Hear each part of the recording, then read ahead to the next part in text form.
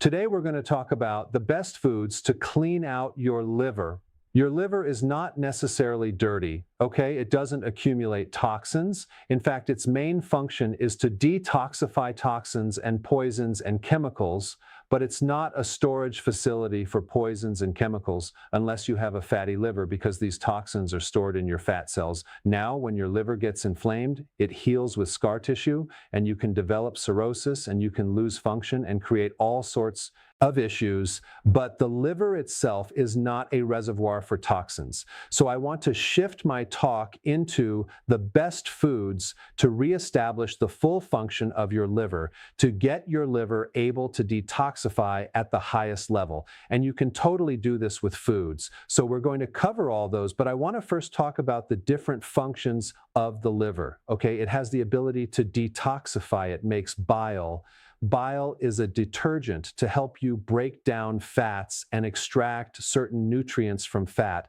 Your liver is a main producer of hormones, that's right, one being IGF-1, insulin-like growth factor number one. Now, what is that? That is a very similar hormone to growth. Growth hormone is made by your pituitary gland. It's sent to the liver, it works through the liver, and you can kind of consider IGF number one as an extension of growth hormone. It performs very similar functions, so it has everything to do with helping you burn fat. It's an anabolic hormone, so it helps you build muscle.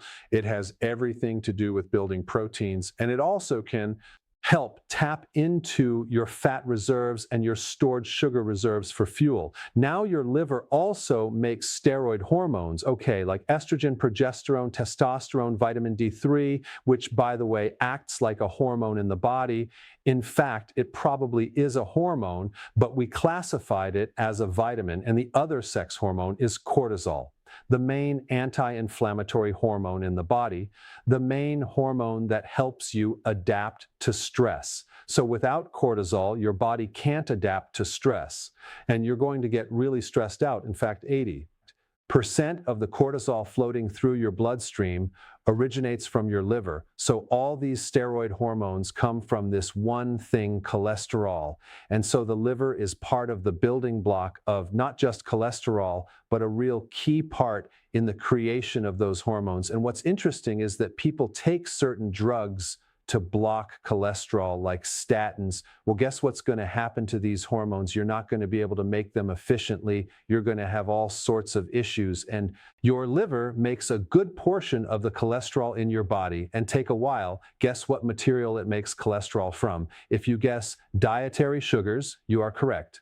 So cholesterol is made from carbs, and cholesterol also makes certain proteins that transport things in the body, like cholesterol, like estrogen, like testosterone, different hormones, because these hormones made from cholesterol can't travel that well through the blood. Your liver packages them in protein so they can be transported. So your liver has a post office function in that it is able to package certain things and send them throughout the body. Now, these proteins just don't transport certain things. They also buffer or regulate certain hormones. So if there's too much estrogen, for example, or too much cortisol, your liver will buffer that with these proteins to make sure that things are in balance. All right, so those are just some of the many functions of the liver. Your liver actually has 500 different functions. Now, before I get to the food, I just want to briefly mention the different symptoms that occur when you have damage to the liver. One would be itchiness in the body.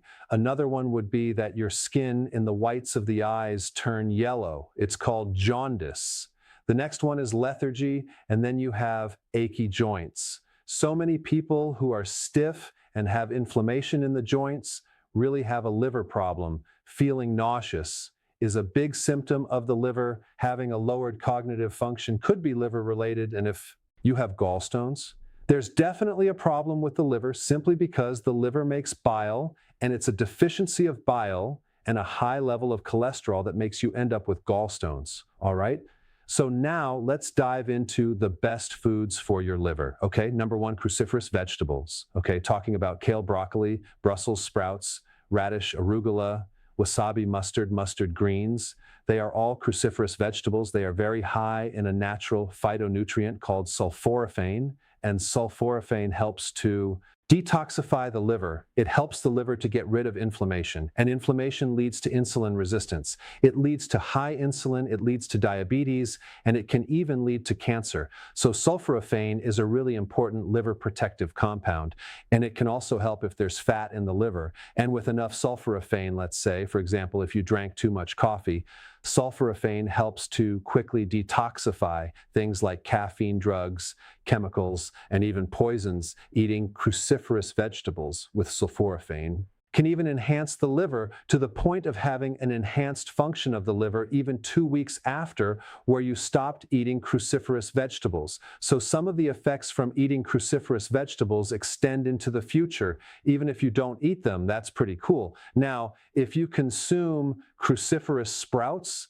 okay, you get a major enhancement in sulforaphane, especially when we're talking about broccoli sprouts, radish sprouts, and even mustard seed sprouts. So sprouting is a very, very smart thing to do because all you need is just a little bit of those sprouts on your salad to create a huge effect. You see, one of the key enzymes to activate sulforaphane is destroyed with heat. So if you overcook broccoli or especially cauliflower, you're not going to be able to get this full magnitude of sulforaphane unless you at the same time add a little sprouts to your salad or a little bit of raw cruciferous, or if you added a little bit of mustard to your meal, because mustard has a lot of that enzyme because it's a cruciferous that will help activate sulforaphane in the food that is cooked. So this is just another reason why when you have a salad, you want to add different things to it like sprouts, and there's many other phytonutrients in cruciferous vegetables that support the liver function, which also have a lot to do with decreasing complications from diabetes and free radical damage, and improving sensitivity to insulin and improving insulin resistance, and just supporting your blood sugars. Personally, I consume a lot of arugula in my salads. So that is just loaded with those enzymes to activate sulforaphane. I also do a lot of raw cabbage, like coleslaw, for example, and sauerkraut, which is just loaded with the enzymes to activate sulforaphane. So out of all the things you can eat, cruciferous is at the top of the list. Now, the number 2 item is garlic. Now, garlic is something that is loaded with sulfur, and sulfur is a wonderful thing to detoxify the liver and also act as a natural antibiotic. So it's very, very antibacterial, antifungal, antiviral, and garlic is really good for stripping off fat from your liver. And garlic also has a lot of vitamin B1 as well. I mean, garlic is just one of those superfoods. It's anti-inflammatory, it's a very powerful antioxidant, and it has huge anti-cancer properties. All right, the next one for the liver is turmeric. Okay, now the active phytonutrient in turmeric is curcumin. Curcumin is just a powerhouse in reducing inflammation. There is someone recently who had lifelong headaches, okay, and they had to take copious amounts of Tylenol for years and years and years, and their liver has been going downhill. And so one of the key things that she did is started taking turmeric on a daily basis. And so not only did her headaches go away, but now going in the future, not having to take Tylenol, her liver is going to do much, much better. Now, one thing I want to say about the liver is that the liver is rugged. It's tough. It can bounce back unless it's completely destroyed. It only needs a little bit of itself to function. And a lot of people have destroyed a good portion of the livers, and they're able to exist and survive, which is quite amazing. But out of all the organs, the liver is the most robust. It can take a beating and it can bounce back. Now, turmeric can also detoxify heavy metals like lead, mercury, cadmium, and even arsenic. Turmeric helps to repair and regenerate liver function. Turmeric helps stabilize the mitochondria, which is why it's very anti-cancer, because the origin of cancer happens with damaged mitochondria. Turmeric is very heavily studied, especially in its ability to decrease fat on your liver. So if you combine a ketogenic diet, low carb, with intermittent fasting and turmeric and some of these other compounds, you're going to be in really good shape as far as having a healthy liver. Now, the next one on the list is beets. Beets have always been known to help detox the liver. They can help reduce liver enzymes if the liver enzymes are high. They can help reduce them, the phytonutrients in the pigments, and beets can help activate the release of bile salts, and that can help decrease the fat in your liver. But beets are hepatoprotective, which means they protect the liver cells, and they can significantly reduce inflammation in the liver. And if they can reduce inflammation in liver, they can slow down the process of fibrosis and scar tissue and cirrhosis. Now, a question that people might have is, what about beets and being keto friendly? Is it going to spike my blood sugars? Well, if you don't juice beets and you have them steamed, there is some carbohydrates in there, but if you add the fiber in there, that will buffer the insulin response. And so in a half a cup of beets, you're looking at about only 6.7 grams of carbs, not terribly high. Now, the next food I want to talk about is mushrooms. Now, what's so important about mushrooms with the liver? Well, mushrooms are the food that has some of the highest amount of glutathione, and glutathione is the main antioxidant for the liver, especially if you do turkey tail, mushroom, and oyster. Mushrooms and other mushrooms as well. Mushrooms are hepatoprotective. That means they protect the cells of the liver. All right, now we get to avocados. Avocados are a great thing to consume to help repair and stabilize the liver. Avocados too are high in glutathione that support the liver. But the main thing about avocados is all you have to do is consume one avocado a week to see significant improvements in your liver function.